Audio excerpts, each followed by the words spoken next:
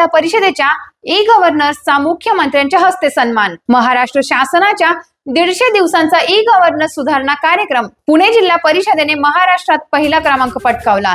जिल्हा परिषदेच्या या यशस्वी कामगिरीचे कौतुक करताना राज्याचे माननीय मुख्यमंत्री श्री देवेंद्र फडणवीस यांनी जिल्हा परिषदेचे मुख्य कार्यकारी अधिकारी श्री गजानन पाटील यांना प्रथम क्रमांकाचे प्रशस्ती पत्र प्रदान केले।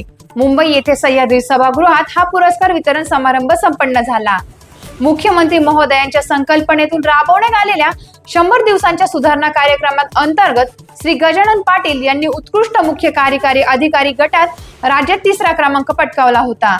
हीच यशस्वी वाटचाल कायम ठेवत जिल्हा परिषद प्रशासनाने सुसज्ज वेबसाईट, AI तंत्रज्ञान आधारित व्हॉट्सअप चॅटबॉट, जिल्हा परिषदेचा डिजिटल डॅशबोर्ड, भौगोलिक माहिती प्रणाली, ब्लॉकचेन तंत्रज्ञान या सर्व निकषांच्या आधारे पुणे जिल्हा परिषदेने उत्तम कामगिरी केली आहे।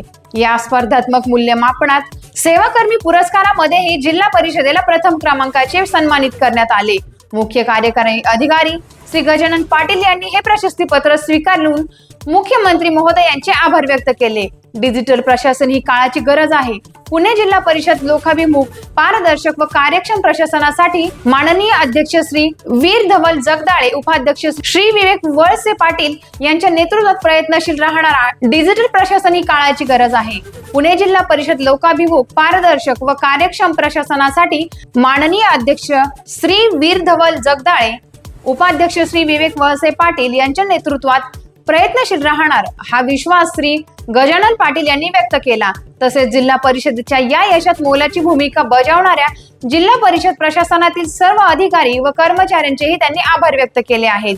अशाच घडामोडींसाठी पाहत रहा टाइम्स ऑफ महाराष्ट्र।